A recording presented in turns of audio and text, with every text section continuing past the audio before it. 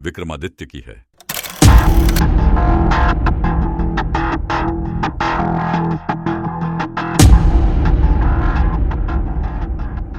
यह कथा उज्जैन के प्रतापी और न्यायप्रिय राजा विक्रमादित्य की है।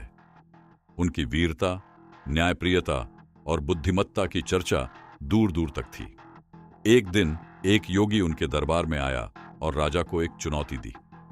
योगी ने कहा कि अगर राजा सच में बहादुर और समझदार हैं तो उन्हें एक विशेष कार्य करना होगा।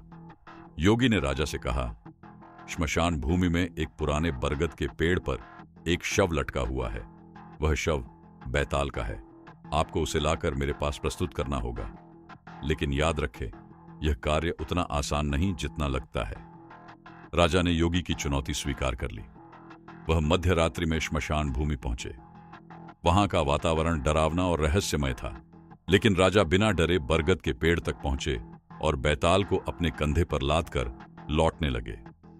यात्रा के दौरान बैताल ने राजा से कहा, हे राजन, मैं तुम्हें एक कहानी सुनाऊंगा, लेकिन याद रखना, कहानी के अंत में अगर तुमने कोई उत्तर दिया और वह गलत हुआ तो मैं तुम्हारे सिर के टुकड़े कर दूंगा, और यदि तुमने सही उत्तर दिया तो मैं अपने स्थान पर लौट जाऊंगा।